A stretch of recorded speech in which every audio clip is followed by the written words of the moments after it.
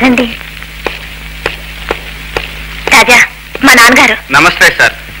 సర్కారు your honour అనాలి. అలా అనటానికి ఇది కోర్టు కాదుగా. పొలచింది జడ్జి కూతుర్ని, నిలిచింది జడ్జి ఎదుట. కాబట్టి నీకు సంబంధించినంత వరకు ఇది కోర్టే. సాక్ష్యాధారాలు విని మాత్రమే నేర్పుగా తీర్పు చెప్పే కోర్టు వారికి యువ హృదయాల లోతులు గ్రహించి తీర్పు చెప్పే ఓర్పు ఉంటుందా? రాణి, నువ్వు లోపలికి వెళ్ళు. కూర్చో. విచారించబడవలసిన వ్యక్తి కోర్టులో నిలబడే ఉంటాడు. గుడ్. అయితే మీ ఇద్దరు ప్రేమించుకున్నారంటావు. ఆ విషయం రాణి వాళ్ళు తెలుసుకునే నన్ను రప్పించారనుకుంటాను. That's right. ఇంతకీ రాణిని పెళ్లి చేసుకోవడానికి నీకున్న అర్హతలేమిటి? అది ఆర్థిక పర్హత అయితే మా వ్యాపారాలు కోట్ల మీద జరుగుతుంటాయి. ఇక చదువు అయితే పోస్ట్ గ్రాడ్యుయేషన్ పూర్తి కాబోతోంది. ఐసి. నీ స్వస్థలం? హైదరాబాద్. హైదరాబాద్ అంటే నువ్వు ఆ శంభు ప్రసాద్కి స్వయానా తమ్ముణ్ణి. No never. నువ్వు నా ఇంటి అల్లుడు కావడానికి వీల్లేదు. ఒక హంతకుడు తమ్ముడికి నా కుమార్తెని ఇవ్వడం అసంభవం. ఏమిటి? మా అన్నయ్య హంతకుడా? ఈ మాటే మరొకరనుంటే నువ్వు హత్య చేయడానికి సిద్ధమయ్యేవాడివా? నాకు తెలుసు మిస్టర్ రాజా, నువ్వు ఆ అన్నకి తగ్గ తమ్ముడివి అయి ఉంటావు. నీ అన్న జగ్గుదాదని పబ్లిక్ గా మార్కెట్ లో హత్య చేశాడు. అది హత్య కాదు. ఆ జగ్గు ఆత్మహత్య చేసుకున్నాడు. కాదు, శవానికి ఉరిపోసి ఆత్మహత్యగా నిరూపించాడు నీ అన్న. జనాన్ని అదిరించి బెదిరించి సాక్ష్యాలు లేకుండా చేసి శిక్ష నుంచి తప్పించుకున్నాడు. జగ్గుదాదా స్థానంలో తానొక పెద్ద దాదాగా మారి సంపాదించిన డబ్బే కోటీశ్వరుడు అవడానికి పెట్టుబడి. అబద్ధం. మా పెళ్లి ఇష్టం లేక తప్పించుకోవడానికి మీరు వేస్తున్న అభాండం. అభాండం కాదు, నీ అన్న పాపభాండం. మ్యాజిస్ట్రేట్ గా అప్పుడు ఆ కేసు విచారించింది నేనే. అందుకే నీ ఊరు పేరు తెలియగానే నీ పోలికలను బట్టి నువ్వు తప్పకుండా శంభు ప్రసాద్ తాలూకా అయి ఉంటావు అనుకున్నా. వెళ్తాను. కానీ మీ ఆరోపణ అబద్ధం అని తేలితే ఫలితం దారుణంగా ఉంటుంది. గుర్తుంచుకోండి.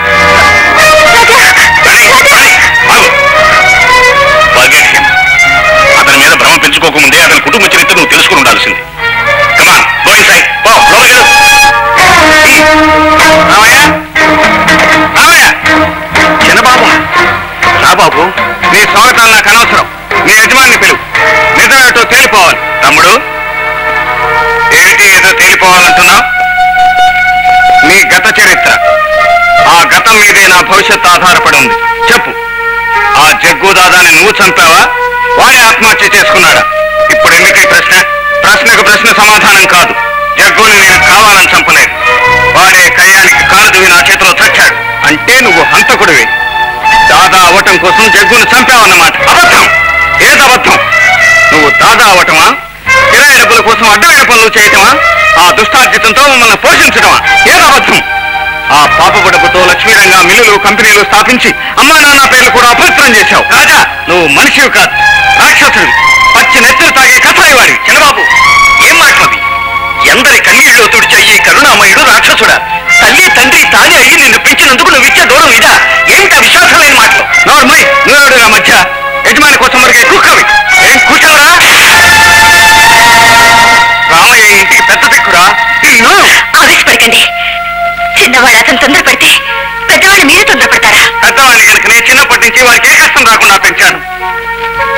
నేను గంజి నీళ్లు తాగి వాడికి గోరుముద్దలు తినిపించాను. నేను మూటలు మూసి వాడిని బడికి పంపించాను. నేనేమైపోయినా పర్వాలేదు, నా తమ్ముడు గొప్పవాడు కావాలనుకున్నాను. అదే నా దురదృష్టం. నీ తమ్ముడినైన ఒక్క కారణంగా నా ప్రేమ భగ్నమైంది. ఒక హంతకుడు తమ్ముడికి తన కుమార్తెను ఇవ్వనని ఆ జడ్జి పరమశివం పరాభవిస్తే నోరు మూసుకుని పడి ఉండవలసి వచ్చింది. జడ్జి పరమశివమా? నీ ప్రేమను ఎలా కాదంటాడో చూస్తాను. నువ్వేం చూడనక్కర్లేదు. ఇక నీ నీడ కూడా నా మీద పడకూడదు. ఈ క్షణం నుంచి నీకు నాకు ఎలాంటి సంబంధమో అనుబంధమో లేదు.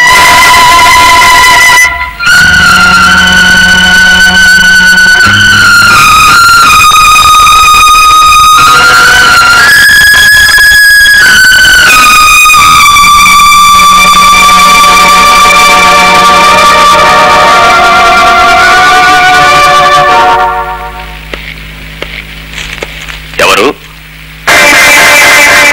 నేనే జడ్జి గారు. నువ్వా? ఎందుకు వచ్చావు? కయ్యం కోసమా? కాదు, బియ్యం అందుకోవడానికి. బియ్యము నెయ్యము సరిసమానులైన మర్యాదస్తుల మధ్య నరమాంసం రుచి మరిగిన పెద్ద పులి సంతతికి వారిచ్చి 10 బ్రతికించే పరమసాధువుల జాతికి సంబంధం ఎలా సాధ్యం? నేను చట్టానికి కట్టుబడి న్యాయానికి నిలబడే ఒక జడ్జి. నువ్వు ఆ చట్టాన్ని న్యాయాన్ని తారుమారు చేసి శిక్ష నుంచి తప్పించుకు తప్పించుకున్న ఒక హంతకుడు. ఆనాడు నాకు శిక్ష విధించలేకపోయినందుకే ఇంతగా తపన పడుతున్నారు. నా చేతిలో చచ్చాడని మీరు చెప్తున్న ఆ జగ్గు దాదా అంతకుముందు ఎన్నో హత్యలు చేశాడు, ఎందరి కొంపలో కూల్చాడు. వాడికి ఏం శిక్ష విధించగలిగారు మీరు? మీ చట్టం అరికట్టలేని అన్యాయాన్ని నేను అరికడుతున్నాను. మీ కోర్టులు శిక్షించలేని దోషులను నేను శిక్షిస్తున్నాను. చట్టం ఒక రౌడీ చేతిలో ఆయుధం కాకూడదు. న్యాయం ఒక నేరస్తుడి అరచేతి ఆడబొమ్మ కాకూడదు. మిస్టర్ శంభూ ప్రసాద్, 100 పుణ్యాల ఫలితం ఒక్క పాపంతో తుడుచుకుపోతుంది. కానీ ఒక్క పాపం ఫలితం 1000 పుణ్యాలతో కూడా మాసిపోదు. నీ జీవితాంతం హంతకుడు అనే ముద్రను నువ్వు చెరుపుకోలేవు. మీ దృష్టిలో నేను రౌడీని కావచ్చు, హంతకుడిని కావచ్చు. కానీ ఒకరి నేరానికి మరొకరిని శిక్షించడం ఏ న్యాయశాస్త్రంలో ఉందో చెప్పండి. గంజాయవనంలో తులసి మొక్క పుట్టం, రౌడీల కొట్లాటల మధ్య, హతుల గోలీల మధ్య ఒక కూలీకోరు తమ్ముడిగా పెరిగిన రాజాకి కూడా అదే హింసా ప్రవృత్తి ఉంటుంది. ఏ ఆవేశపు గడియల్లోనూ, ఏ స్వార్థపు ఆలోచనతోనో ఏదో ఒక రోజు అతను కూడా హంతకుడే అవుతాడు. మీరు నన్నెంత నిందించినా సహిస్తాను, కానీ నా తమ్ముడిని ఒక్క మాట అంటే సహించను. నా కొట్లాట్ల గాలి కూడా వాడికి సోకనివ్వలేదు. నేరాల నీడ వాడి మీద పడనివ్వలేదు. వైతరిని వంటి ఆ భయంకర వాతావరణానికి దూరంగా పంపించి వాడిని చదివించాను. జడ్జి గారు, రాజారాణి ఇద్దరు చదువుకున్న వాళ్ళు, మనస్ఫూర్తిగా ప్రేమించుకున్నారు. మీరు అనుసరించే చట్టం కన్నా, పాలించే న్యాయం కన్నా, సమర్పించే సమాజం కన్నా అన్నిటికన్నా మిన్న ప్రేమ. ఆ ప్రేమతో పునీతమైన యువ హృదయాలను విడదీసి పాదం కట్టుకోవద్దు. నీవెన్ని నీతులు వల్లించినా, ఎంత వాదించినా ప్రయోజనం శూన్యం. ఈ జడ్జి పరమశివం తీర్పుకి మార్పు ఉండదు. ఆ ప్రేమికుల తీర్పు కూడా మార్పు ఉండదు. మీరు ఎంత కాదనుకున్నా వాళ్ళ వివాహం జరిగి తీరుతుంది.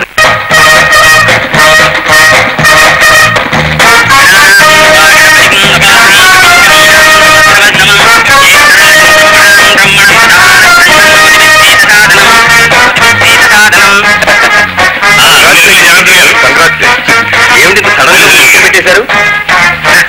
జడ్జి గారు కేసును వాయిదా వేయగలరు కానీ పెళ్లిని వాయిదా వేయలేరుగా. కూర్చున్నా కళ్యాణం వచ్చిన ఆగదు కదండి. బాగా చెప్పారు. అది సరే లోకనాథం గారు, పెద్దవాడు జగన్ వదిలేసి చిన్నవాడి పెళ్లి ముందు చూస్తున్నారు ఏంటి? పెళ్లి అనేది ఎప్పుడు ఎక్కడ ఎవరెవరికి జరగాలో స్వర్గంలో రిజిస్టర్ అయి ఉంటుంది. మన చేతిలో ఏమీ లేదు. అబ్బా, మన వాడికి పెళ్లి కల ఉట్టిపడుతుందిరా. మాయాబజార్లో లక్ష్మణ కుమారులా ఉన్నాడు. ఏమిరా నీ వెధవ పోలిక? అర్పకుడు ఆ లక్ష్మణ కుమారుడితో పోల్చి మా గురువుని కించపరచుకురా సుంఠ. ఆహా, పులిలాగా పలికితే కదా శిష్య. అది ఇప్పుడు ఎందుకే? అక్కడ పెట్టి వెళ్ళండి, తర్వాత నేనే పెట్టుకుంటాను. మీరు వెళ్ళిపోండి. సరే, త్వరగా కానీ.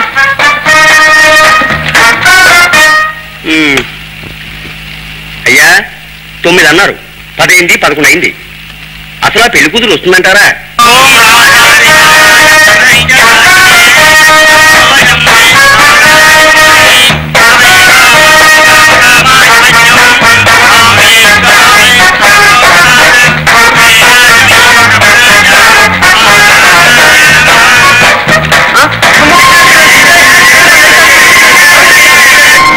కనీసం ఇక్కడికి పోలీసు వాళ్ళు వచ్చే లోపుగానైనా పెళ్లి కూతురు వస్తుందనే నమ్మకం ఉందా? అబ్బా, శుభంగా పెళ్లి చేయించడానికి తీసుకొస్తే నువ్వెక్కడ దొరికావయ్యా?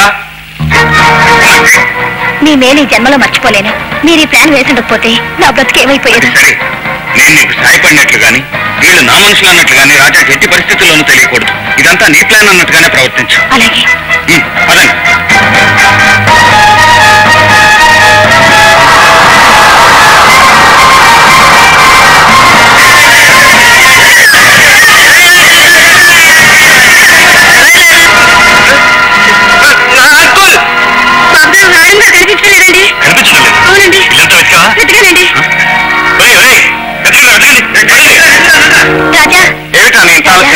ఎవరు వీళ్ళంతా?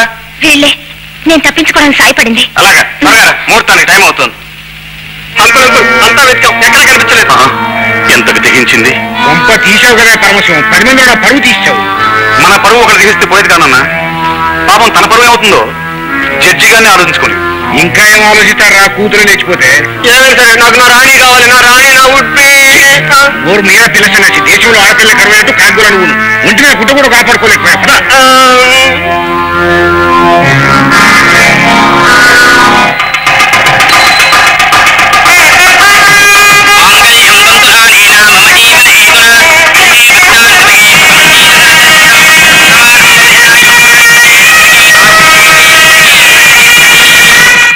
కే ఇండస్ట్రీస్ లో రాజా గారు ఉద్యోగం కోసం అప్లై చేశారని తెలిసింది సార్. Is it? ఆ కంపెనీ మన కాంట్రాక్ట్ లోనే ఉంది. మేనేజింగ్ డైరెక్టర్తో